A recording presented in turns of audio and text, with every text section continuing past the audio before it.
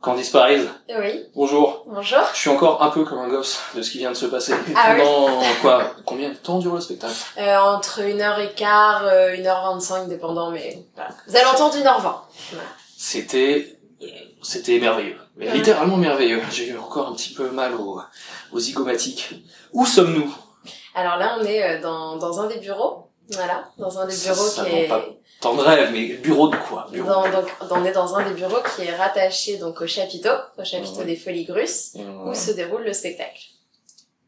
Quel spectacle? Quel spectacle? Alors le spectacle des Folies Grusses, c'est donc un spectacle, c'est un nouveau concept en fait. Les Folies Grusses, c'est composé de 3 parties. On a une première partie qui est composée d'un pré-show avec de la musique live, avec des numéros de cirque, des numéros improvisés ou non. Enfin, ils sont improvisés, on dit pas tout quand même. On a un accueil qui se fait par Alexandre Grus à cheval. On a également Svetlana Grus qui vous accueille. Ensuite, on a toute la famille qui fait partie de ce pré-show. Qui intervient, il y a des numéros de jonglerie, d'aérien, voilà, tout plein de petites surprises. Et moi, j'accompagne ça en musique, en chantant, avec soit un guitariste qui s'appelle Yvan, soit un pianiste qui s'appelle Julien. Et on a également Stéphane Grus qui fait de la trompette, il est passionné de jazz. Alors, il faut savoir aussi, mais on va pas tout dévoiler, mais que les Grus jouent tous un instrument. Donc, des fois, il y a des petites interventions. D'accord, ça. Et en même temps, les gens peuvent se restaurer, ils peuvent manger, ils peuvent boire, ils peuvent aussi boire les choses traditionnelles quand on va sous un chapiteau, c'est-à-dire, je sais pas, manger une barbe à papa ou du popcorn, ou voilà. Ça manque de montagnes russes, mais on vous en voudra pas trop. C'est ça. Peut-être l'année prochaine, on va essayer d'en caler quelque part. Prochaine étape, la croisière. Voilà, c'est ça. Voilà. All inclusive, venez les enfants. Non, sérieusement, c'était formidable comme show. On reviendra un petit peu, on va en parler parce qu'on va surtout parler de ton parcours et donc de ce qui t'a amené ici aujourd'hui. Et c'était impressionnant quand même. Sacrée famille, quoi. 6 générations Exactement. du cirque. Et c'est un point sur lequel donc je voudrais revenir, mais ça a dû mettre la barre à un certain niveau. J'aimerais savoir ce que ça donne quand tu as affaire à des gens de cette trempe-là. Après, peut-être, encore une fois, tu vas nous en dire plus sur ton parcours professionnel et artistique en général, mais peut-être que tu as l'habitude d'être entouré de gens d'un sacré niveau, mais quand tu vois ça, quand tu vois le niveau de maîtrise en termes de chorégraphie, d'acrobatie, c'est effectivement tous des instrumentistes. Et et puis ne parlons même pas, parce que c'est un show quand même qui est centré sur les chevaux, n'est-ce pas? Exactement, sur l'art équestre, tout à fait. J'avais un sourire stupide aux lèvres en les regardant réussir à mettre des chevaux sur leurs 2 pattes arrière comme ça. Je suis facilement impressionnable. Ah oui, non, mais c'est bien, il faut venir ici avec des yeux d'enfant, hein, de toute manière, hein, c'est vraiment ça. Le spectacle, on a la chance d'avoir tout plein de choses, on a et l'aérien, et l'art équestre, la jonglerie, la musique live, que ce soit de par l'orchestre, mais de par la famille. On a également, des numéros comiques aussi. Donc il y a vraiment beaucoup de choses. Donc, comment s'appelle le clown? Louis Grus. Ouais.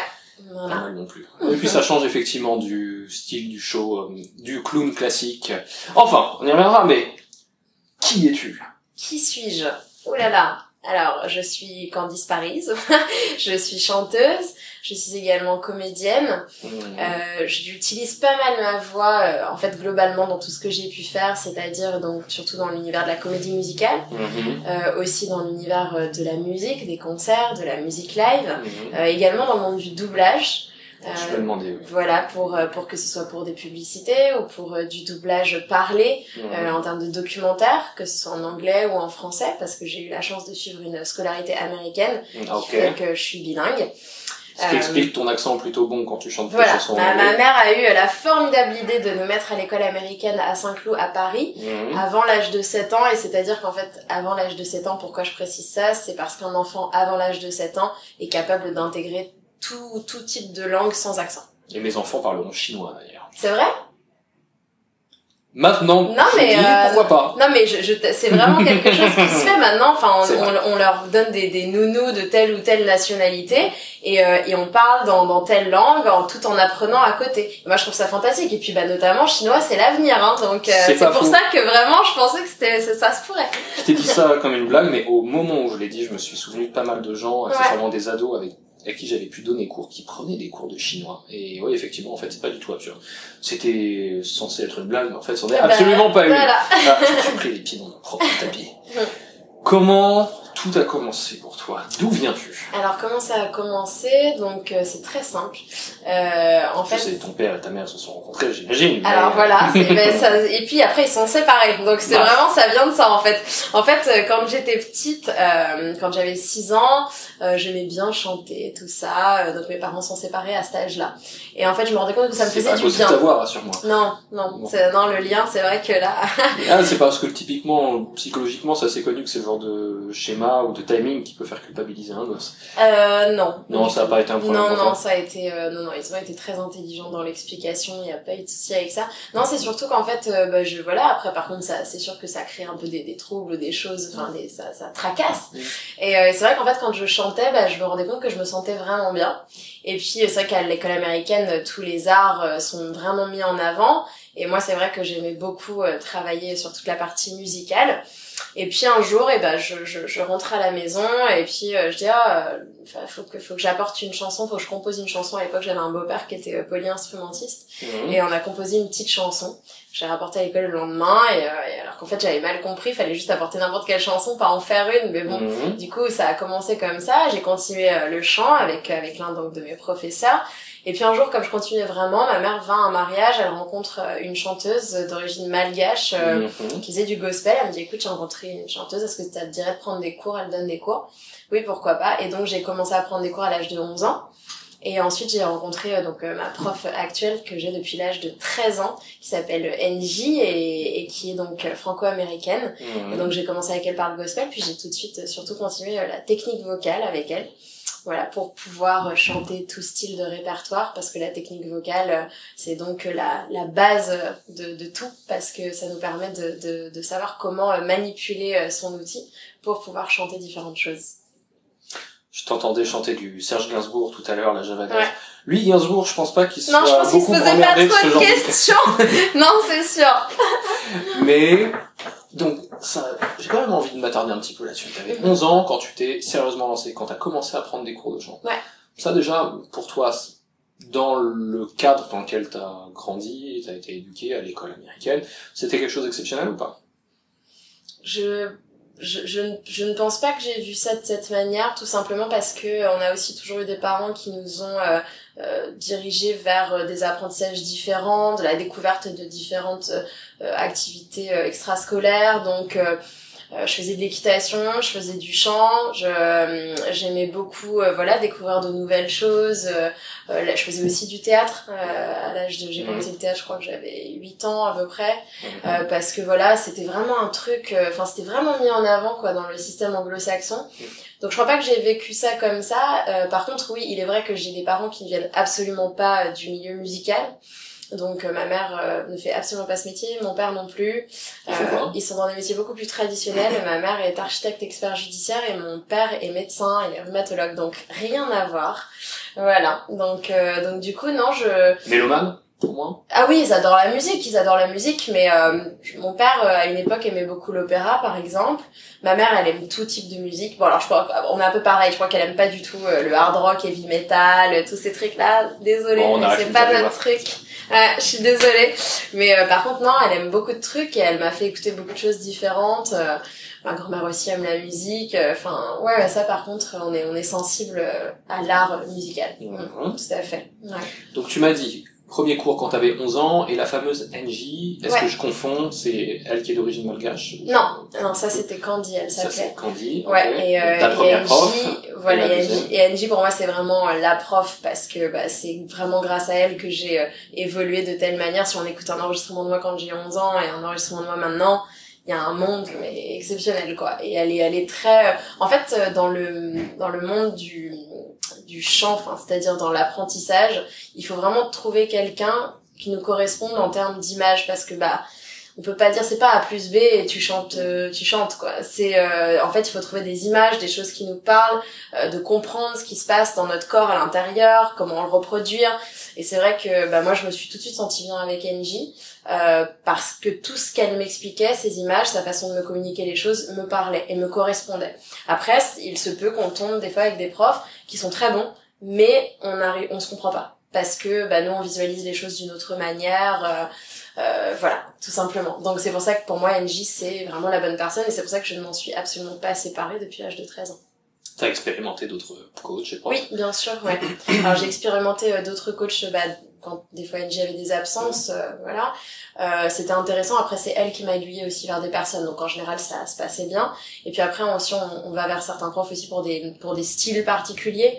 Mais bon, c'est vrai qu'elle a un très large spectre d'apprentissage, NJ, donc voilà, j'ai pas eu le besoin vraiment d'aller vers qui que ce soit d'autre. Comment est-ce que les choses ont évolué? Est-ce que, déjà, t'as pratiqué d'un instrument? Alors, ma mère nous a mis au piano quand on était tout petit. Malheureusement, comme j'avais pas trop envie, du coup, j'ai vite lâché dès que j'ai pu. Grand regret, mais je m'y remettrai à un moment donné. Voilà. Donc, t'es chanteuse? Donc, je suis chanteuse, voilà. Après, j'ai fait donc différentes formations en chant, en théâtre, en danse. Je me suis formée à la Comédie Musicale à Londres. Toutes mes écoles de théâtre, de chant, etc., ça, je les ai fait à Paris.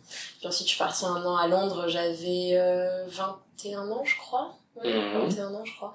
Et donc là, j'ai fait une école qui s'appelle la London School of Musical Theatre, où en fait, c'était sur 1 an, et c'était réparti en 5 modules, je sais pas trop comment dire.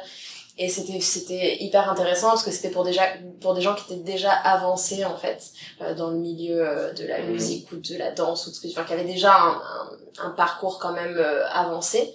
Et c'est vrai que moi j'étais déjà professionnelle en chant, et donc du coup je voulais pas recommencer à zéro, et du coup c'était formidable parce que c'est vraiment une année très très intensive. Et c'était formidable. Et j'ai signé avec mon premier agent là-bas. Et donc, je suis fini l'école. J'ai signé avec mon agent. Et là, on m'a appelé pour venir passer un casting en France. Donc, du coup, je suis retournée. Casting de R, la comédie musicale R. Et donc, du coup, voilà, ça s'est fait. Ça, c'était à la fin de la formation. Avant ça, il y a eu d'autres choses. Mais en termes de comédie musicale, c'était mon tout premier contrat. Voilà. Quand est-ce que les choses ont commencé à devenir vraiment sérieuses pour toi? Parce que tout ce que tu me dis, on peut dire que tu es quelqu'un de précoce dans le domaine de la musique. Je sais pas si t'as commencé particulièrement tôt, c'est pas tant ça, c'est plutôt que c'est devenu assez sérieux. Donc t'aurais pu faire typiquement un conservatoire à 5 ans, ça aurait compté comme étant une formation précoce. Mais là, est-ce que l'impression que j'ai à t'écouter, qui est que ça a toujours, en tout cas depuis ta jeune adolescence, été clair que t'allais devenir chanteuse, et tu es devenue chanteuse, et tu es restée chanteuse, et tu resteras chanteuse, est-ce que je me trompe? Alors en fait, je crois que c'est venu à un moment donné où ma mère, donc elle nous mettait à une activité par exemple, elle dit bon, là on fait ça, tu vas faire ça pendant 1 an, mais tu le fais pendant 1 an. Si ça te plaît pas au bout de 2 mois, tant pis quoi. Donc voilà, et pour le chant, je pense qu'à un moment donné, elle m'a dit mais est-ce que tu veux... Donc là on fait ça parce que si vraiment tu veux faire ça, si tu veux en faire ton métier, faut que tu travailles quoi, dur. Et donc du coup je pense que c'est à partir de ce moment-là où j'ai vraiment fait un choix. Donc je commençais à monter à cheval vraiment à haut niveau, j'ai fait les championnats de France, etc. Et c'est vrai que je pense que j'aurais pu aller vers ce domaine-là aussi, mais je crois que le chant était vraiment plus fort, et je regrette pas du tout d'avoir fait un choix. Et je pense que voilà, ça s'est confirmé vers l'âge de 16 ans, c'était sûr et certain, c'était vraiment sûr et certain à ce moment-là. Et là où ça a commencé, je dirais voilà, j'ai commencé à faire des petits trucs, chanter dans des petits groupes, des machins, vers l'âge de 16 ans, puis à l'âge de 18 ans,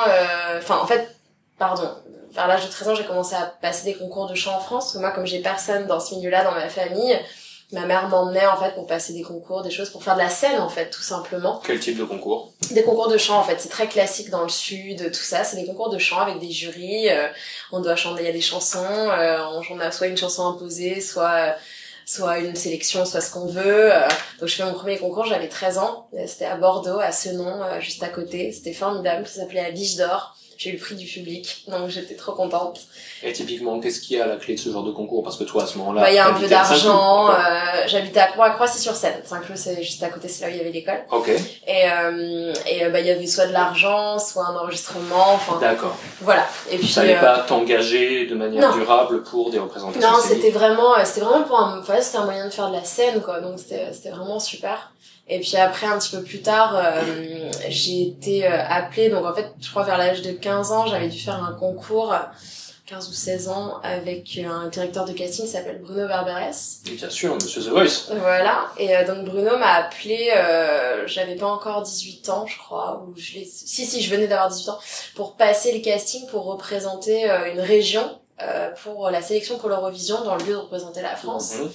Et donc j'ai passé ce casting qui à l'époque s'appelait Et si c'était vous, et donc c'était un concours voilà dans les villes, dans les régions, et moi j'ai remporté donc le concours pour la région Paris-Île-de-France. Donc j'ai représenté Paris-Île-de-France, c'était en 2006.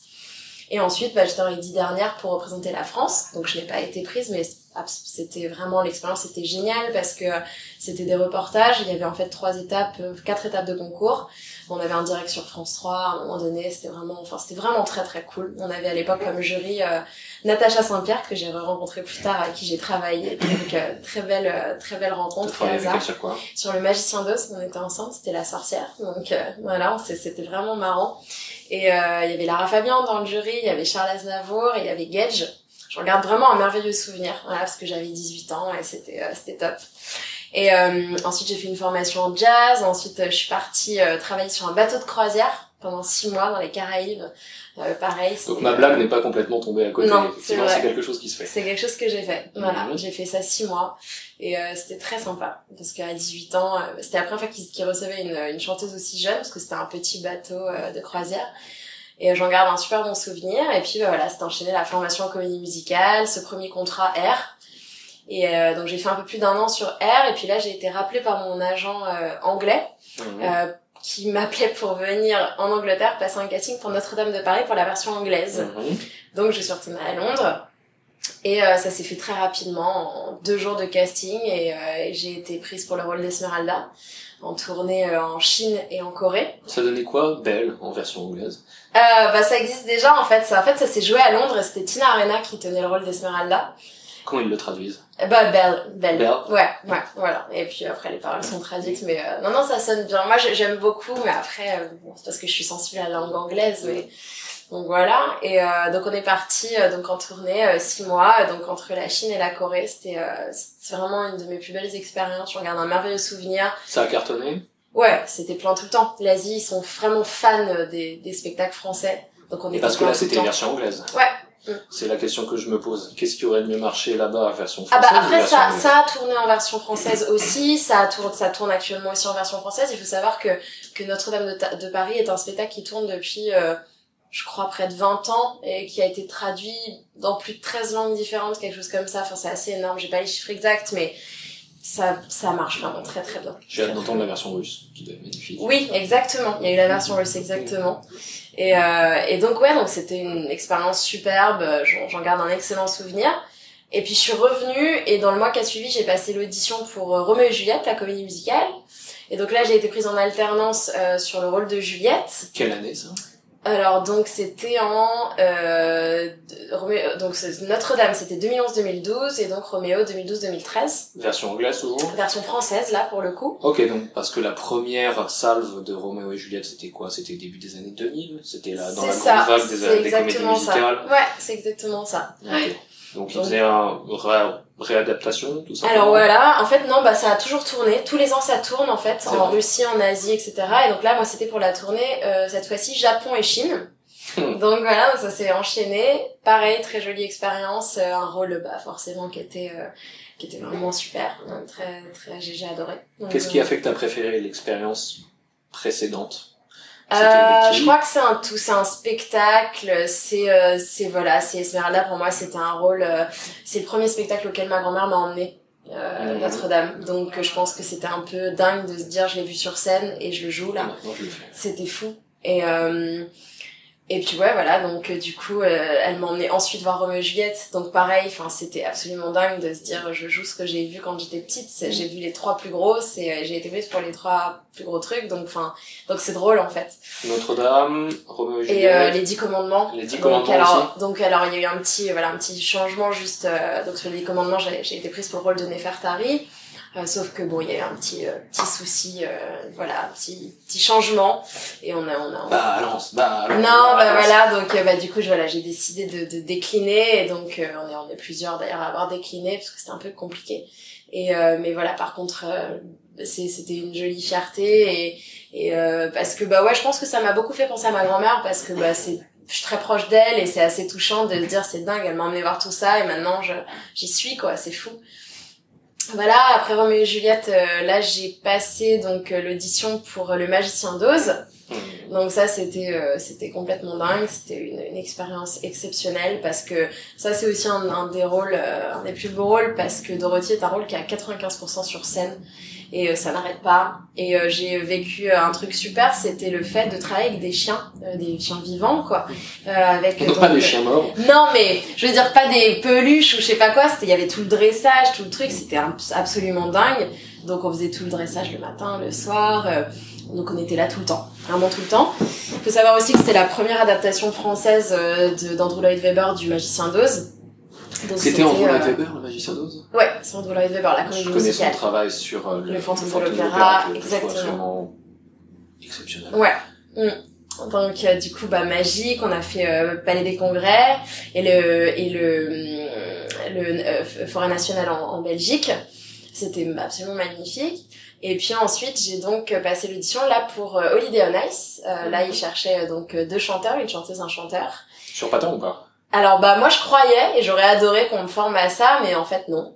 En fait, on était donc c'était comme une histoire de Roméo et Juliette, où en fait on faisait en fait un espèce de parallèle avec lorsque les 2 principaux étaient sur la glace, nous on chantait et on interprétait vocalement ce que eux faisaient scéniquement plus ou moins sur la glace. Et donc là je suis partie, j'étais vraiment super contente, parce qu'on est parti 3 mois en tournée en France, et moi je rêvais de tourner en France, parce que de découvrir vraiment nos régions, j'ai beaucoup d'amour pour les régions françaises, et voilà, les découvertes, donc j'en garde un merveilleux souvenir. Voilà, ça c'était vraiment super. Et puis l'année, donc pendant que j'étais en tournée, c'est là que j'ai passé les auditions pour les 10 commandements, donc voilà, dans ce que j'ai raconté. Et puis après, je me suis plus remise aussi voilà, dans d'autres projets. Puis c'est vrai que au cours des années, j'ai aussi travaillé au Royal Palace de Kirchwiller, un des plus grands cabarets de France. Ça c'était une superbe expérience aussi. Qu'est-ce que ça donnait? Simplement du chant? Ouais, exactement. On chantait, on chorégraphiait. On était intégrés au spectacle avec des très jolis costumes, avec des numéros là de cabaret qui venaient du monde entier pour le coup. Très très belle expérience. Donc voilà, et puis à côté de ça donc je continuais donc de travailler que ce soit pour de la publicité, pour du doublage. Voilà un petit peu en gros ce que j'ai fait. Tu m'as l'air extrêmement compétitive. À quel point je me trompe? Je sais pas si c'est compétitive, en fait, j'ai du mal peut-être à mettre des mots dessus, mais j'aime bien les challenges, et je pars du principe que si on veut vraiment quelque chose, il faut travailler dur pour l'avoir, et se battre pour, et je pense que c'est plutôt ça, c'est compétitrice, oui, mais dans le bon sens du terme, dans l'aspect travail de la chose. Parce que précisément, t'as quand même été dans des environnements de concours qui organisent donc des compétitions, qui mettent en scène la compétition, qui exacerbent cet aspect-là. On parle de jeunes hommes et de jeunes femmes qui ont envie d'intégrer le Star System, qui veulent leur part du gâteau. Toi, quand tu arrives là-dedans, comment tu te sens? Comment tu l'abordes? J'imagine que la question que je me pose, c'est quelle a été ta première expérience qui relevait vraiment du challenge? Et est-ce que d'emblée tu t'es dit c'est à moi, j'y vais? Est-ce que tu t'es senti intimidé? Parce que quand on te parle aujourd'hui, tu as l'air extrêmement structuré, t'as l'air d'avoir presque toujours été extrêmement structuré, et deux, précisément, ça a l'air d'être tout ça a l'air d'être très naturel pour toi, d'avoir toujours coulé de source.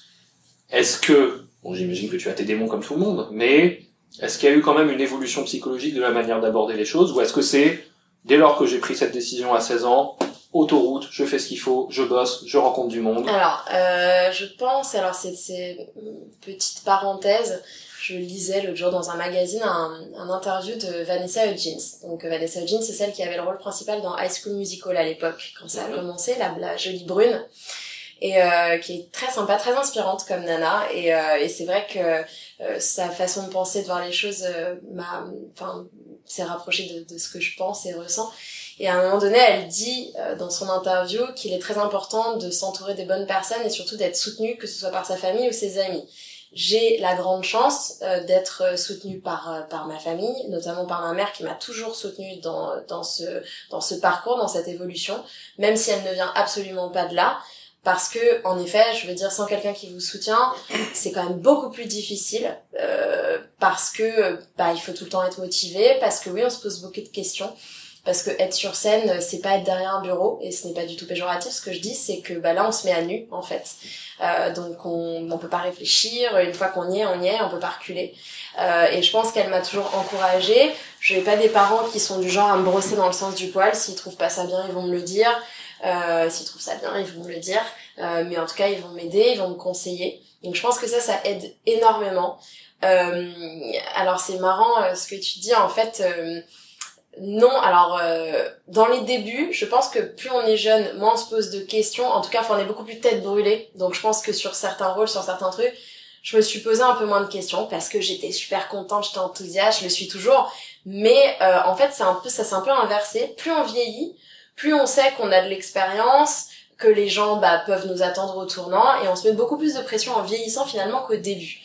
Parce qu'au début, c'est super, on se pose pas de questions, tout ça. Et en fait, non, pour moi, ça n'a jamais coulé de source. Je suis quelqu'un qui ne suis pas du tout sûre de moi. J'ai changé à plein de niveaux, que ce soit physiquement, que ce soit vocalement, que ce soit aussi d'un point de vue personnel, parce que aussi quand personnellement ça se passe plus ou moins bien, forcément ça rejaillit des fois aussi sur le côté professionnel. Quoique, je me suis toujours dit dans ma vie, peu importe comment ça se passe personnellement, show must go on. Tu traînes pas tes casseroles sur scène? Non. Je vais dire, ça c'est vraiment hyper important. Parce que je pars du principe, dans n'importe quelle configuration, qu'on chante pour 10 personnes ou pour 15 000, les gens n'ont pas à pâtir de ça. Les gens qui ont payé leur billet, qui ont peut-être économisé toute l'année, voire 10 ans, je dis n'importe quoi, mais j'en sais rien, pour venir voir un spectacle, ils ont pas envie de venir voir sur scène quelqu'un qui est là, qui est pas bien, qui est triste, qui chante mal, qu'on a rien à faire. J'ai beaucoup de respect pour le public, parce que je le suis aussi. Je suis aussi public. Et c'est tellement agréable d'aller voir un spectacle et de se dire, oh là là, disons, les artistes, ils donnent tout, c'est génial. Et je pense que t'as pu le voir aujourd'hui avec la famille Grus. C'est des gens qui sont investis corps et âme, pour leur public, pour leur famille, mais pour leur public parce qu'ils ont envie d'offrir du rêve. Et c'est vraiment ça, on a envie de pouvoir offrir du rêve, quoi, des moments de bonheur. Donc émerveillement. Voilà. 1, 2, 3. Pardon, je la refais. Émerveillement. Exactement. 1, 2, 3. Émerveillement. J'ai réussi à le placer. Est-ce que tes parents sont des gens du genre à t'avoir appris que quoi que tu fasses, tu le fais bien. Tu fais ce que tu veux, mais tu le fais bien. Oui, ils m'ont dit oui, si tu le fais à fond. Tu le fais bien, ça, on sait jamais, on a beau se démener pour réussir à bien faire, des fois ça nous correspond pas forcément, ou voilà. Mais en tout cas, oui, je pense que j'ai des parents structurés, j'ai des parents très intelligents, moi je les vois comme ça. Donc du coup, je pense que ça met un peu la barre haute de toute manière, parce que on n'a pas envie de décevoir. Moi j'ai un truc avec ce truc aussi de pas décevoir. Je n'aime pas décevoir ma famille, je n'aime pas décevoir les gens que j'aime en fait, et je n'aime pas décevoir un public non plus. Ça compte énormément. Donc je pense que du coup la moto. Les chauffards du bois de Boulogne. Voilà, franchement. Donc je pense que ça compte énormément, et c'est pour ça peut-être le côté structuré. Après, c'est vrai que du coup, d'expérience en expérience, on se structure automatiquement, parce qu'on a plus de manière de voir les choses, et on réfléchit peut-être avant de se lancer dans un projet, et on voit un petit peu les différentes strates, et donc du coup la manière de s'avancer au fur et à mesure, quoi. Je suis un aspirant chanteur, j'ai 16 ans, plein de rêves, je suis très naïf, mais je vais conquérir le monde, et je viens de voir. Et là, tu me dis, assieds-toi, je vais t'expliquer quand même 2 ou 3 choses avant que tu te lances. Première question, qu'est-ce que t'as fait comme grosse connerie? Qu'est-ce que j'ai fait comme grosse connerie? Ouais. En rétrospective, dit ça, il y avait moyen de ne pas le faire, ou j'aurais dû le voir venir à des kilomètres? De laisser le côté personnel empiéter sur le côté professionnel. Ok. Voilà. Ça, il ne faut pas le faire. C'est très important de séparer. Très très important de séparer. Tu l'as fait et t'en as payé les frais ou? J'aurais pu éviter certaines choses. Ok. Ouais, à 2 reprises. Donc voilà, c'est rien de grave, c'est juste moi, psychologiquement, ça aurait été plus facile si j'avais vraiment su séparer. Mais quand on est jeune, c'est difficile de faire certains choix. Parce que on a un cœur, hein. Donc voilà, je pense que ça, ouais, c'est dommage. Mais je ne regrette pas. Un autre conseil que tu adresserais au petit Vincent de 16 ans qui vient de voir? Un autre conseil, je recommanderais de jamais arrêter de se former, de toujours travailler. On n'arrête jamais. Moi, j'ai encore pris mon dernier cours la semaine dernière, hein, de chant. On n'arrête jamais. Il faut arrêter de croire que c'est acquis. C'est pas parce qu'on a fait une formation 1 an que ça y est, c'est bon, on est formé à vie. On est un sportif de haut niveau quand on est chanteur, quand on est danseur, quand on est comédien. On ne cesse jamais de se former. Si on regarde très souvent des interviews, par exemple, de l'Actor Studio, de tous les très très grands acteurs qui ont pu faire ça, ils se forment régulièrement, ils passent des heures de travail, c'est du travail incommensurable, très honnêtement. Donc ça, il faut jamais oublier ça. Et puis il faut pas avoir de regrets. Une fois qu'on fait quelque chose, on le fait à fond, sinon on le fait pas. Et une fois qu'on a fait un choix, on ne regrette pas. C'est fait, c'est fait. On peut pas revenir en arrière. Donc c'est fait. Donc il vaut mieux en tirer le meilleur, plutôt que de regretter, de ressasser. J'aurais dû. C'est trop tard. C'est passé, c'est fait. Donc il faut vivre l'instant présent au maximum. Parce que penser on aurait dû, on regrette, ça sert à rien, les regrets. Il faut pas en avoir au maximum. Je parle d'un aspect professionnel, là, pour le coup. Typiquement, tu soignes énormément ton image, j'ai l'impression.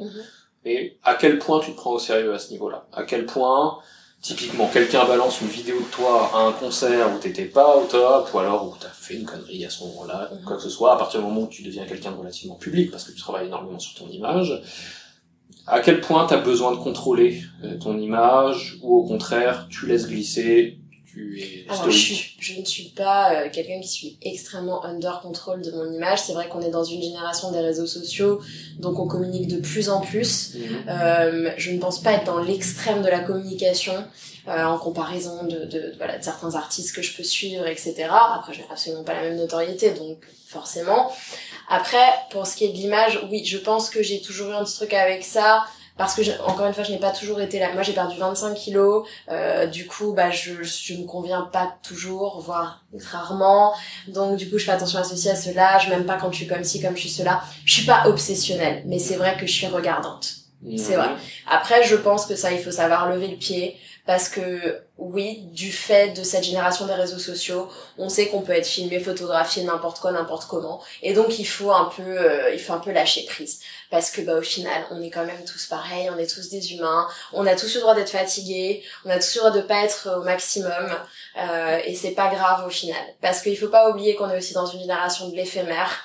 Et s'il y a une photo, une vidéo, les 3/4 du temps, les gens vont la regarder la journée, le lendemain c'est fini, ils auront oublié. Malheureusement, pour la plupart, mais ça se passe beaucoup comme ça. Comment tu fais pour développer ton réseau? Tu dis, il faut continuer de travailler, soit tu continues de travailler ta voix.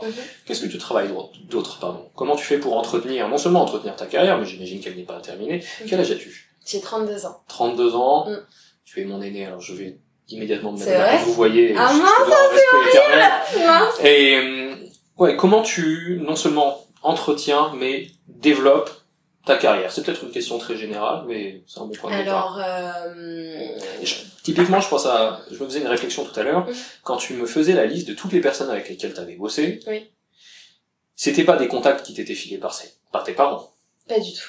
Donc ton réseau, tu l'as développé toi-même. Bien sûr, parce que je n'ai pas d'agent en France, en fait. Je me suis séparée de mon agent en Angleterre assez tôt, parce que je n'habitais plus là-bas, j'avais plus forcément les mêmes recherches. C'est vrai que j'ai eu aussi la chance d'enchaîner des choses en France, donc du coup, c'était plus nécessaire. Donc oui, c'est moi qui gère du coup entièrement tout le côté contact, relationnel, etc.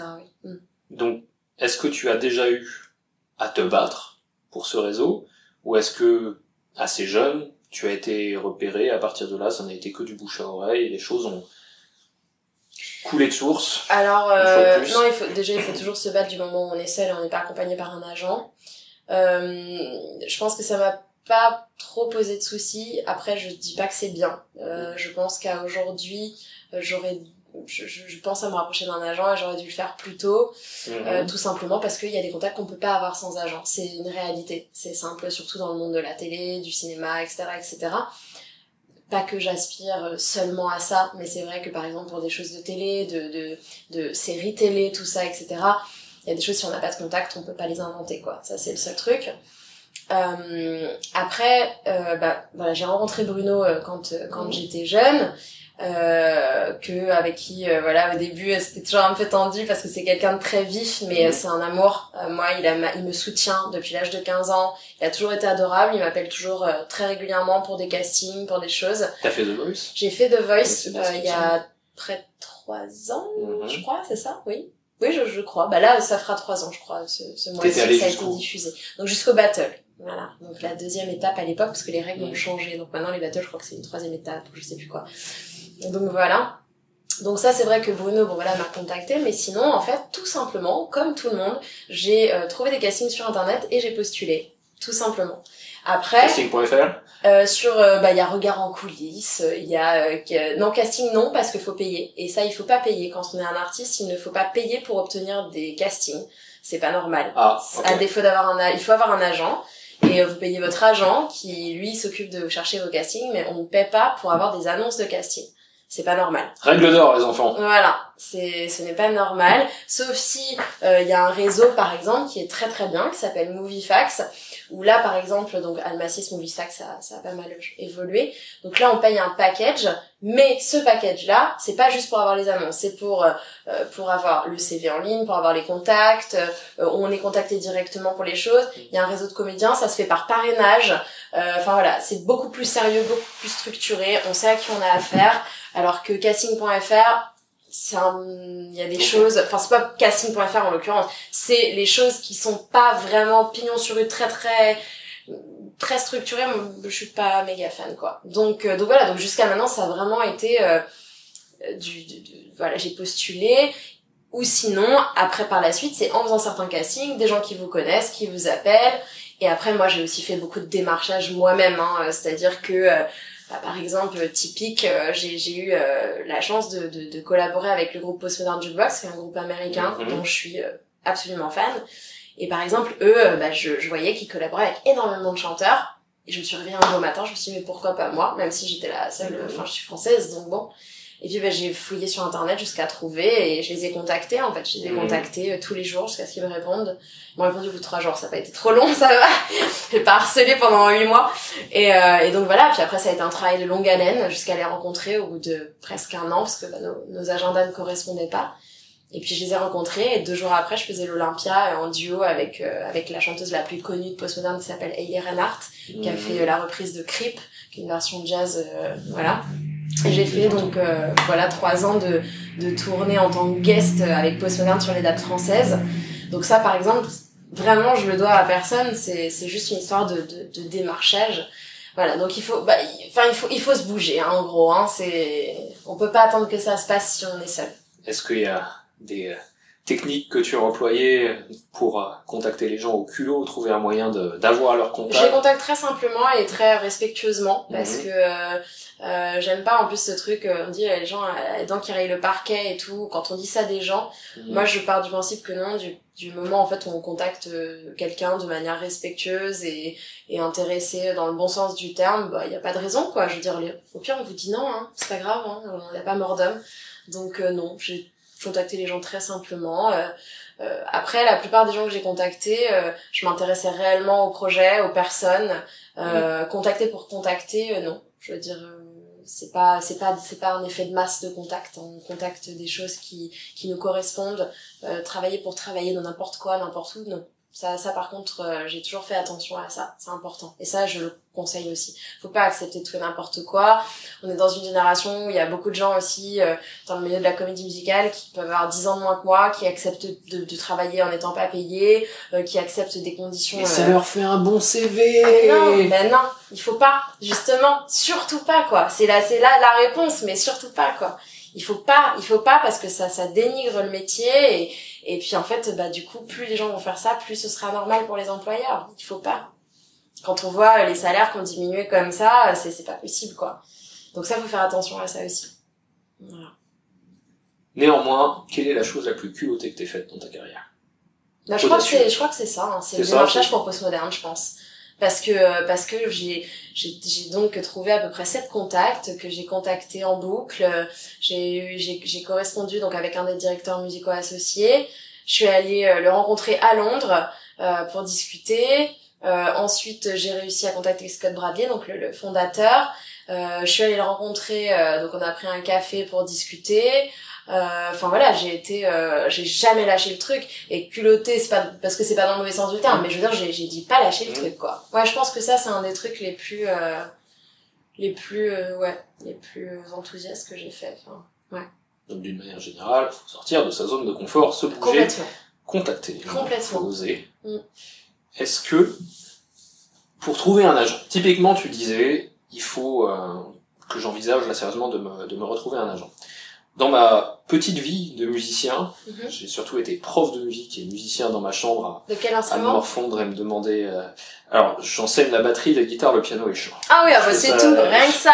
Et je fais ça depuis 2002. Je me suis mis très tôt. Et c'est pour ça aussi que ton parcours m'intéresse beaucoup. C'est que c'est deux approches vraiment différentes d'une envie précoce avec une vision assez claire.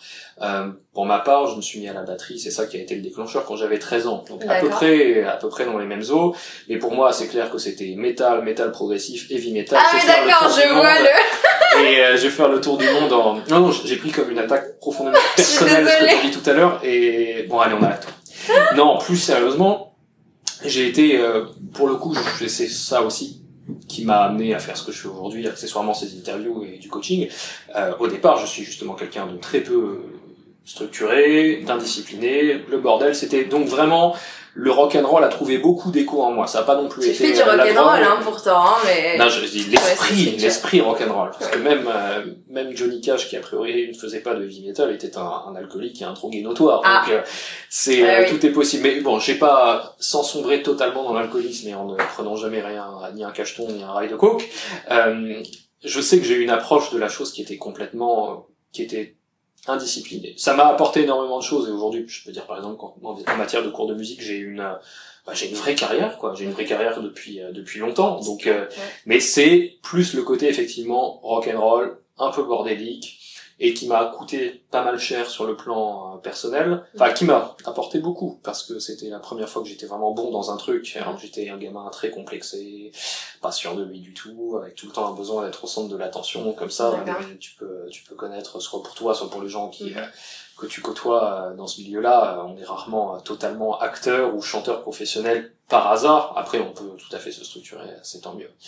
Mais c'est parti de ça et c'est parti d'une envie d'être un musicien connu, mais ensuite j'ai pris une route pas mal différente et je me disais, toi par exemple, au début, quelle était la vision que t'avais? Parce que ça part quand t'es ado, tu te lances là-dedans. Est-ce que tu te posais plus de questions que ça? Est-ce qu'il y avait une vision claire de toi en train, par exemple, de chanter une compo devant des milliers de personnes? Ou est-ce que c'était juste j'adore cette sensation d'être chanteuse, de chanter sur scène devant des gens et puis je me pose pas plus de questions? J'ai rien visualisé du tout. C'est vraiment parce que ça me faisait du bien en fait. Au début, c'était vraiment ça. Ouais. Et par la suite? Et par la suite, je trouvais ça génial en fait d'apprendre des rôles, de faire c'est la comédie musicale, je trouvais ça fantastique. Parce que j'aime les chanteuses à voix, j'aime les chansons à voix et j'adorais chanter ça quoi. Donc du coup j'avais envie de plus et plus et plus. C'est pour ça que je me sens pas du tout lésée dans ce spectacle parce que j'ai des chansons assez vocales et surtout j'ai tout le spectre de tout ce que je fais dans la vie, que ce soit de la pop, du jazz, de la comédie musicale. Donc du coup c'est un vrai bonheur quoi. Faut que tu me dises comment s'appelle le morceau de jazz complètement endiablé dans lequel c'est I Got Rhythm. I Got Rhythm. Ouais, et c'est la version de Nikki Janowski, formidable chanteuse d'origine canadienne. Et c'était son premier album, d'ailleurs, elle avait 16 ans quand elle l'a enregistré. Et cette version est exceptionnelle. Et quand Stéphane Grus, qui est le directeur artistique également, m'a proposé la chanson, j'étais ravie parce que c'est ma version préférée de I Got Rhythm. T'es peut-être pas instrumentiste, mais ce passage endiablé, là, il faut le placer. Alors attention, le scat, c'est le sien. Moi, je l'ai vraiment appris parce que Stéphane le voulait, mais voilà, c'est pas le scat, ça se travaille beaucoup, c'est là pour le coup c'est pas très très facile, voilà. Non, au début je pensais que t'improvisais, puis après je me suis rendu compte que t'étais à l'unisson avec le sax, il me semble. Oui, de toute façon le sien aussi, hein, c'est voilà. Non, c'est ça, c'est une mise en place, mais c'est ouais. pour dire, c'est là un niveau. J'écoutais le truc et l'air de rien, je me suis dit, nous les rockers, nous les métalleux, on se dit, ah là là, je t'ai fait une super mesure en 5/8, regarde ma mise en place et tout, et puis arrive quelqu'un qui l'air de rien en plein milieu d'une chanson, c'est là, t'as l'impression d'écouter du Frank Zappa et tu te dis, oh là là, mais un niveau de précision dans la mise en place qui est très impressionnant. Donc, et en plus, j'avoue que je pense qu'aujourd'hui, c'est la fois ils ont joué le plus vite de toute la saison. Vraiment. C'est vrai? Ah ouais. Vraiment, moi, j'étais morte de rire en sortant parce que là, c'est super challenging, c'est ça qui est drôle, en fait. Et en fait, aujourd'hui, donc notre chef d'orchestre s'appelle Sylvain Roland. Et aujourd'hui, là, il est pas là cette semaine. Et donc, c'est Pierrick Lambert qui jouait. Et c'est vrai que je lui ai dit hier, c'était peut-être un tout petit peu lent, mais peut-être aujourd'hui un tout petit peu plus. Voilà. Et du coup, il a joué un peu plus vite aujourd'hui. Et franchement, c'était drôle, c'était génial. Et en fait, tout le monde était d'une concentration. C'était formidable. Et ça s'est très très bien passé. C'était marrant. Tu es une chanteuse exceptionnelle. Merci. C'était extrêmement impressionnant. Merci beaucoup. Ta puissance vocale, ta polyvalence, ton aisance et ton sourire sur scène, ça tu sens que c'est là. C'est le degré supérieur, c'est la nonchalance. J'ai toujours du mal avec les personnes qui se prenaient trop au sérieux quand ils chantent, surtout c'est un truc très commun chez les chanteurs, que j'essaie de pas trop avoir aussi, parce qu'au départ, je suis pas chanteur, et 2, j'ai vraiment galéré à avoir le niveau vocal que j'ai aujourd'hui, et donc on peut dire que je sais d'où je viens, quoi. J'ai pas oublié mes racines, et donc c'est pas pour débarquer sur scène et comme ça, en permanence. Au bout d'un moment, ça devient vraiment lourdingue. Et te voir comme ça, pétillante, souriante, en train de te placer un si, un do dièse, comme ça, et c'était absolument formidable. Je te voyais faire ça, et je me dis, je pense que c'est la chanteuse la plus pro que j'ai rencontré en personne de toute ma vie. Donc vraiment félicitations pour ce travail. Ça c'est super gentil, merci. Et ça rejoint tout de même la question que je me posais au départ. J'avais posé cette question par rapport au fait de jouer avec cette troupe-là, parce que c'est tout le propre du cirque que d'être capable de te faire des trucs qui techniquement sont barges, mais avec toute la nonchalance du monde. Et surtout, je regardais, tu disais que c'était Louis qui est le clown. Oui. Tu vois, faire semblant d'être maladroit alors que t'es en train de faire des trucs de fou. Ça, c'est absolument formidable. Donc, j'allais te poser la question par rapport à cette troupe, mais peut-être que j'ai envie de revenir un petit peu en arrière. Est-ce que tu penses à une expérience particulière qui a été exceptionnellement formatrice pour toi? Une troupe, une équipe que tu as intégrée, à l'occasion de laquelle, pour une expérience à l'occasion de laquelle tu t'es dit, oh, là, faut que je sorte les bouchées doubles. Je sais pas si sortir les bouchées doubles, ça se dit. Mais... Maître. Honnêtement, je pense que là, comme ça, faudrait que je réfléchisse, mais honnêtement, là, c'est simple parce que je pense à eux tout de suite, en fait. Parce que, comment ça s'est passé, cette histoire, c'est que moi, je rêvais donc de monter à cheval et de chanter. Et j'ai eu la chance, en fait, au cours du showcase de la comédie musicale d'un ami, de rencontrer un producteur qui était là, et on a pas mal discuté. Je lui ai dit que c'était l'un de mes rêves, il m'a dit, mais moi, je connais les Grusses, je voudrais les appeler, je crois qu'ils cherchent une chanteuse cavalière. Je me suis malheureusement l'année dernière, il y avait 4 jours trop tard, il y avait déjà une chanteuse. Je suis restée en contact avec eux, ils ont gardé tout mon profil, etc. Et ils m'ont recontacté donc 1 mois et demi avant les répétitions, en me disant qu'ils avaient gardé le profil, qu'ils aimeraient bien m'avoir, etc. Donc ça s'est fait, formidable. Et c'est vrai que moi quand je suis arrivée ici pour le premier jour de répétition, donc au sein de la famille Gruss, je suis la seule extérieure avec l'orchestre. J'ai un peu pris une claque et j'ai pris une claque quand même sur plusieurs semaines. Parce que c'est vraiment j'en ai des frissons à chaque fois que j'en parle. C'est une famille exceptionnelle, c'est une famille extrêmement soudée. Faut pas oublier que c'est une entreprise familiale. Ils font tout eux-mêmes. Alors évidemment, ils s'entourent d'employés à divers postes, etc. Mais moi je les vois tous les jours. Je vois à quel point ils sont investis. C'est des gens qui se plaignent, mais peut-être 5% du temps. Je saurais même pas dire quoi. C'est des gens qui savent tout faire. Ils se forment à tout. Enfin, je veux dire, t'as pu voir, c'est exceptionnel. Ils savent faire de la musique, ils font de l'art aérien, de l'art équestre, du comique. Ils font tellement de choses. C'est dingue. Et cette notion de famille, cette notion aussi où on te fait confiance. Ils m'ont fait extrêmement confiance, que ce soit voilà pour les choix artistiques, pour l'investissement, pour les propositions, pour tout plein de niveaux. Et là je me suis vraiment dit, là j'ai vraiment pas envie de les décevoir. Ils me font confiance, ils ont accepté Donc comme je t'ai dit, comme ils m'ont accepté 1 mois et demi avant les auditions, moi j'avais déjà les répétitions, j'avais déjà des engagements, notamment des dates. J'avais une semaine de mission humanitaire où je partais au Vietnam, etc. Donc j'aurais dit moi je serais pas là. Ils ont accepté que je me fasse remplacer. Parce qu'entre tout ça, tu fais des missions humanitaires au Vietnam. Oui, je suis ambassadrice d'une association que j'évoquerai pour les enfants, pour les gens en déficience auditive, pour les sourds profonds, etc. Et donc on fait des missions dans le monde entier avec une association qui s'appelle Audition Solidarité. Et c'était donc ma mission où je partais une semaine et j'étais dans un couvent, une école, et je voulais absolument pas déroger à ça, c'était la condition. Donc ils ont tout accepté, et moi c'est une famille pour laquelle, comme tu disais, tu vois, c'est une famille exceptionnelle, historique pour nous en France. Moi j'étais intimidée quand je suis arrivée la première fois. Je me suis dit purée, tu vas dans la famille d'Alexis Grus, quoi, tu vois. Je veux dire, pour moi en France il y a Grus et Bouglione, et je me suis dit, enfin il y en a plein d'autres, mais pour moi c'est les deux grands, et du coup je me suis dit oh là là, et j'étais super impressionnée, et en fait, ils m'ont accueilli à bras ouverts. C'est des gens très très souriants, très enthousiastes, très chaleureux. J'ai été très touchée. Et il y a quelque chose aussi qui m'a énormément touchée. Et franchement, ça m'émeut même quand j'en parle encore aujourd'hui. On fait donc tous les ans, ils font la messe de minuit. Et c'est marrant, ça m'émeut d'en parler, mais c'est normal. Et on va tous sur la piste.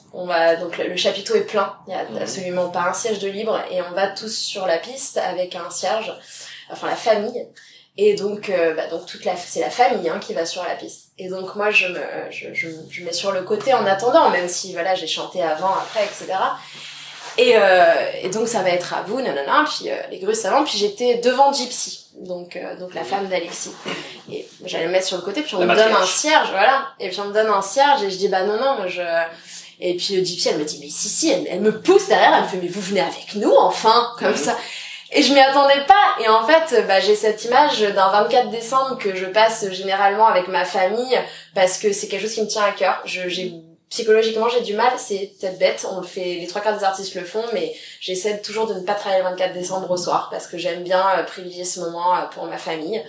Et du coup en fait je me suis sentie vraiment j'ai eu vraiment l'impression que je faisais part de la famille.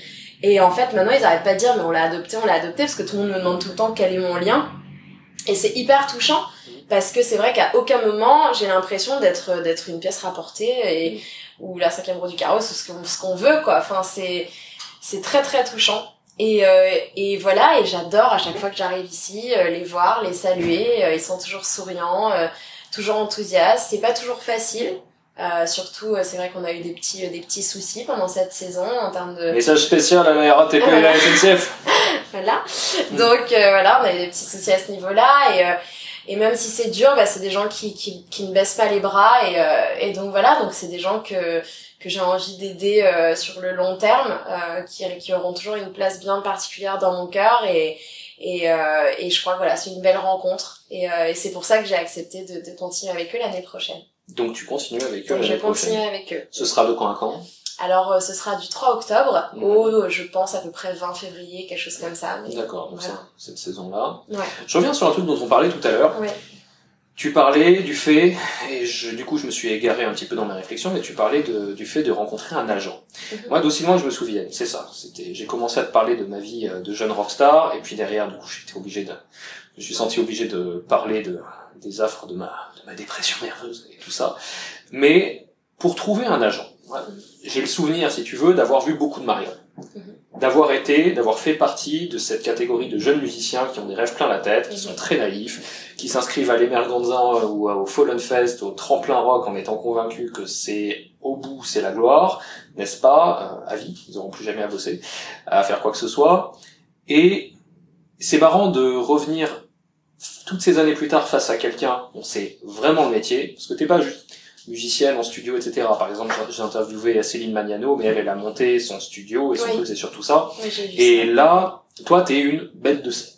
Bon, ça, je place un petit compliment au passage. C'est je continue. gentil. Mais t'es une bête de scène, et t'es vraiment une musicienne de scène, et t'es active, et j'imagine que tu fais tes heures d'intermittence, etc. Donc il y en a qui y arrivent, c'est possible. Et je suis intermittente depuis presque 10 ans maintenant. Donc, Mazel Tov. Merci. Et donc, entre la vision entre le milieu dans lequel j'ai baigné, qui est un milieu avec énormément de gens pas sérieux du tout, énormément de marioles, et toi qui aujourd'hui, du haut de ton expérience qui est concrète et qui continue, c'est quoi un bon agent? Où est-ce que tu trouves un bon agent? Alors, moi j'ai ni la science infuse, ni voilà les contacts de tout le monde, toi. Mais je pense qu'arrivé à un certain moment, alors, du coup je suis peut-être mal placée pour dire, mais moi du coup de par mon expérience, j'ai des rencontres, j'ai des contacts, j'ai des gens à qui je sais que je peux faire confiance et qui vont me conseiller de la bonne manière en fait. Donc je sais qu'à aujourd'hui j'ai des contacts que je garde précieusement et que je contacterai prochainement certainement. Mais je pense qu'il faut vraiment se faire conseiller par des gens qui sont déjà accompagnés, par des gens qui ont des contacts fiables et sérieux, qui sont des artistes voilà qui travaillent, etc. Ça, je pense que déjà c'est une très bonne route quoi, de se faire conseiller comme ça. Après, pour moi, un bon agent, sachant que j'en ai eu un seul et que bah le premier truc qui était bon, bah en fait le premier truc qu'elle m'a proposé, bah je l'ai eu et ça s'est fait tout de suite. Donc bon, du coup et après bon bah on s'est séparés parce que j'ai eu d'autres choses. Mais c'est vrai qu'un bon agent, il faut pas s'attendre à ce que son téléphone sonne tous les jours, ça se passe pas comme ça en fait, parce qu'il faut pouvoir correspondre aussi à la recherche. Donc je pense que non, un bon agent c'est quelqu'un qui se soucie de ton évolution, de tes changements, que ce soit de tes changements professionnels, de tes envies, de ton aspect physique, qui fait bien attention à te mettre sur les bons rôles, les bons les bons créneaux en fait qui te correspondent en termes d'âge, en termes de physique, de style, de voilà, tout plein de choses. Donc je pense que pour moi c'est ça un bon agent. C'est pas juste quelqu'un qui te propose 15 000 trucs juste pour avoir des contrats et se faire du fric en fait. Il vaut mieux passer moins de castings mais les faire à fond et qui te correspondent plutôt que d'en passer 45 pour la pub d'un tel, la pub ceci, la voix truc, le rôle machin, alors qu'on à courir dans tous les sens, on peut pas courir 15 livres à la fois quoi. Moi c'est comme ça que je vois les choses, parce que pour associer ça à mes choix dans le travail, moi, j'ai décidé d'arrêter depuis, je pense, on va dire 2-3 ans, de faire 45 000 choses à la fois. Je fais déjà beaucoup de choses à la fois, mais j'ai décidé de dire non maintenant. Il faut dire non, en fait. Parce qu'en fait, ça nous dessert de dire oui à tout le temps. On n'est pas des machines. Et puis, en fait, à dire oui à tout le temps, eh ben, on finit par ne pas assez donner ce sur quoi on s'est investi. Enfin, voilà, il faut équilibrer quoi, il faut que ce soit équilibré dans ses choix. Donc je pense qu'il faut pas juste prendre un agent pour passer 45 000 castings quoi, c'est pas le but. Est-ce que t'es toujours autant investi dans ta carrière qu'avant, ou au contraire là c'est plutôt la vie perso? Alors j'essaie depuis presque 2 ans de faire attention à ma vie perso, parce que jusqu'à maintenant c'était même si ça l'est toujours, mais avant c'était mon travail avant tout, j'en avais rien à faire, c'était ça qui m'importait, même si j'avais ma vie perso, c'était mon travail qui passait avant. Depuis 2 ans, j'essaie de faire plus attention, parce que aussi après quand on est avec quelqu'un aussi qui vous motive à ça, c'est plus évident, ça coule plus de sources. Il faut se maquiller avec quelqu'un de compréhensif. Exactement. Alors faut pas forcément être avec quelqu'un du métier ou quoi, moi je le suis pas et c'est très bien.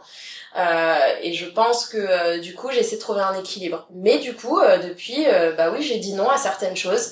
Alors ok, je peux aussi peut-être me le permettre par rapport à des choix et des choses, mais j'ai décidé de dire non à certaines choses qui je pense à mes yeux ne sont pas indispensables et qui me permettent de privilégier un aspect personnel un peu plus de manière un peu plus importante.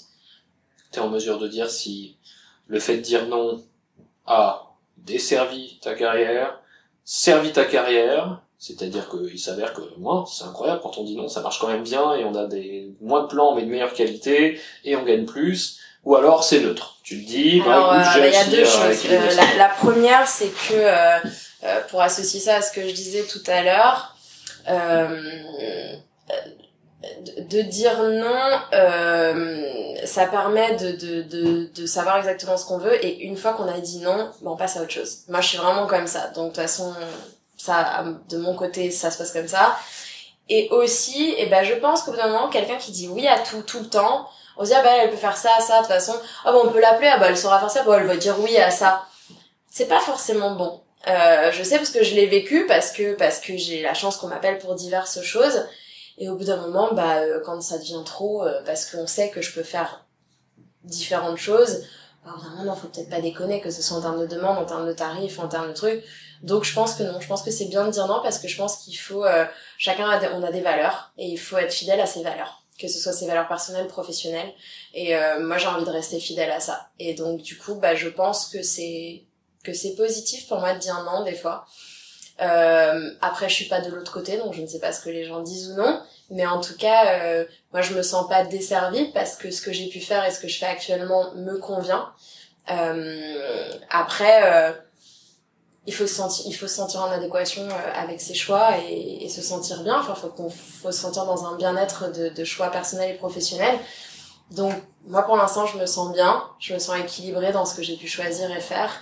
Mais je pense pas que ce soit le cas pour tout le monde. Je pense que sur l'instant, quand on vous propose quelque chose et qu'on dit non, ça met 24 heures à passer. Mais, ou une fois qu'on passe un truc, on sait qu'on n'a pas été pris, on est déçu, mais le lendemain, faut passer à autre chose. C'est pas grave, c'est ce qui ne tue pas rend plus fort. Donc, voilà. Moi, c'est comme ça que je vois les choses. Comment t'as vu le métier évoluer, sachant qu'on peut dire que tu t'es professionnalisé jeune, et si on dit que tu t'es professionnalisé, allez, si on met la barre, si on met 16 ans, du coup ça fait 16 ans, alors, le métier de chanteuse en 16 ans? Donc le métier de chanteuse, à travers mon expérience, en termes de salaire, ça a changé, c'est un truc de dingue. C'est vraiment fou. Trouver les plans rémunérés, déclarés, ce genre de choses. Alors ça se fait, mais c'est juste en termes de niveau, quoi. Je veux dire, on fait comme ça, c'est impressionnant. Pourquoi? Parce que malheureusement, on a la jeune génération qui accepte de travailler pour n'importe quel tarif. Et ça nous dessert. C'est vraiment vrai. Alors j'ai l'impression de parler comme si j'avais 60 ans, c'est pas le cas, mais ça fait un petit peu ça, quoi, des fois. Et puis c'est vrai que quand on va arriver la jeune génération, il y en a beaucoup qui pensent qu'on devient chanteur en claquant des doigts. C'est vrai que The Voice, par exemple, ou tous ces télécrochets, c'est une bonne et une mauvaise chose, parce qu'il y a beaucoup de gens qui pensent qu'on passe à la télé et c'est bon, ça y est, on va réussir. Mais ça se passe pas comme ça. Il y a beaucoup de gens déjà, surtout dans cette émission-là, où il y a des professionnels, mais qui auditionnent, qui font l'émission. Je veux dire, ils ont travaillé ils sont pas là en claquant des doigts. Il y a des gens qui font The Voice, il y en a, ils travaillent dans le métier depuis 20 ans. Et c'est pas parce qu'on ne passe pas à la télé on ne travaille pas et que si on n'est pas connu, c'est pas notre métier. Enfin, il faut quand même que les gens réalisent en fait que tout ne se passe pas à la télé. Il y a le spectacle vivant, il y a tout l'univers du doublage, du son, de la musique, il y a énormément de postes derrière en fait. Donc il faut aussi que la jeune génération se dise, c'est horrible, j'arrête pas de dire la jeune génération, je pense avoir 20 ans, enfin on vous écoute quand non mais c'est horrible. Mais oui, mais je sais pas, c'est pour dire les plus jeunes. Voilà. Il y a pas que la télé dans la vie, quoi. Il y a tout plein de choses. Mais du coup, pour moi, c'est beaucoup plus dur, tout ce qui est spectacle vivant. Parce que, voilà, il y a que ça, quoi. Je veux dire, on est là, on peut pas mentir, quoi. Il y a une concurrence au niveau. Voilà. Est-ce qu'il y a une concurrence qui est au niveau? Tu dis la nouvelle génération qui tire les salaires à la baisse. Je pense qu'il y a une concurrence, c'est logique dans tout. Je la connais pas suffisamment pour pouvoir en juger, mais je pense que c'est normal. Il y a des talents, il y en a 15 000 qui arrivent, c'est voilà. Je pense juste il y en a certains, il faut juste qu'ils n'oublient pas que c'est beaucoup de travail. Voilà, tout simplement. Voilà. Et toi, tu continues de te focaliser sur le spectacle vivant. J'imagine qu'à un moment, il faut que tu choisisses ta stratégie. Est-ce que par exemple, tu t'orientes plus vers la musique enregistrée, musique live, même si je crois comprendre que c'est plus du live, évidemment, pour ton profil, mais est-ce qu'il y a un aspect de ton activité que tu veux développer, même le fait d'être actrice tout court, parce que tu me disais que t'étais actrice aussi, que t'avais fait du théâtre. Ouais, alors ça j'aimerais bien développer un peu plus le côté actrice, que ce soit en télé, en cinéma, mais déjà en télé, oui, j'aimerais bien. Donc c'est pour ça qu'avec un agent, j'ai fait 2-3 petits trucs, tout petits trucs, mais c'est vrai que voilà, l'aspect télé est intéressant. Justement, c'était intéressant par exemple avec The Voice de voir l'envers du décor, ça c'est très très intéressant. Quel envers du décor? Le côté télé, quoi, d'être devant et derrière en fait. Voilà, c'était hyper intéressant. L'aspect prod, technique. L'aspect prod, ouais, à tous les niveaux, ouais. Ok. Pourquoi la télé particulièrement? Tu as envie, Parce que je pense qu'il y a plus de régularité pour l'instant à tout ce qui est séries, etc., téléfilms, séries, qu'on rentre dans une génération avec tous les Netflix, les Prime Video, les machins. Il y a une vraie place, en fait, pour le côté télé-cinéma, téléfilm, c'est ça que je veux dire. Donc tu adresserais comme conseil à quelqu'un qui débute ou se développe dans ce métier d'essayer de multiplier les casquettes quand même. Par exemple, si on est chanteur, c'est quand même mieux d'être aussi acteur. Non, oui et non. Il y a des gens qui choisissent de ne faire qu'un seul truc pour y exceller. Moi, aujourd'hui, je pense que ma casquette la plus importante, c'est le chant, évidemment, parce que j'ai beaucoup travaillé ça. Après, non, pas forcément. Moi, je m'ennuie vite à faire un seul truc. J'adore faire plein de trucs. Et c'est très critiqué en France. C'est beaucoup plus anglo-saxon de faire ça.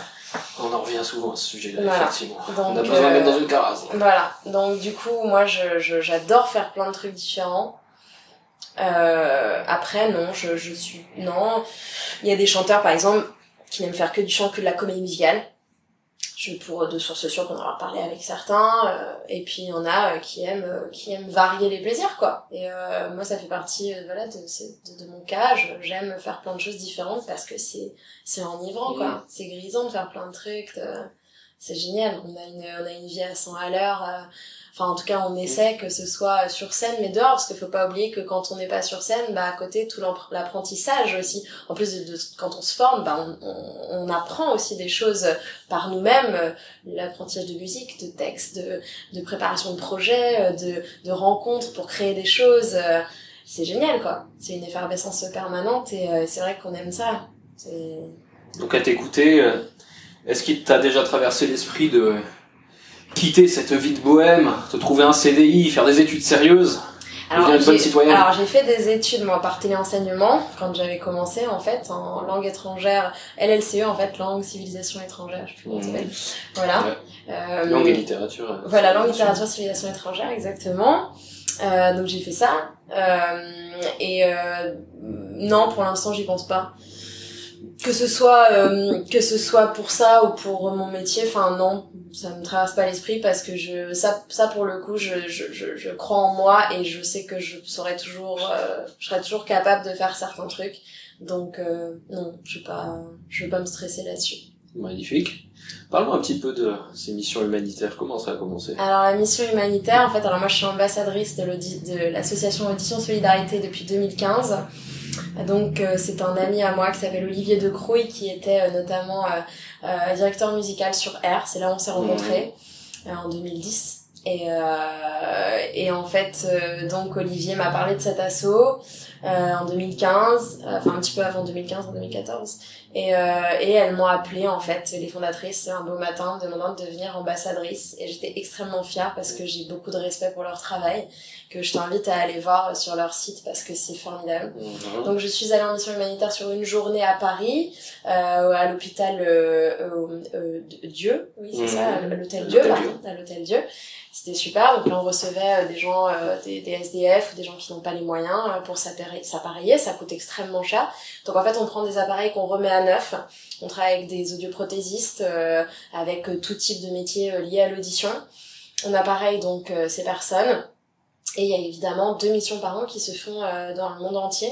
Donc moi cette année j'ai eu la chance de pouvoir partir au Vietnam, parce que je n'avais pas pu partir l'année dernière, et c'était une expérience exceptionnelle. On a appareillé 160 enfants en une semaine. On est parti avec une équipe donc d'ORL, d'audioprothésistes, de voilà tous les métiers rattachés au monde de l'audition. Et c'était une expérience formidable parce que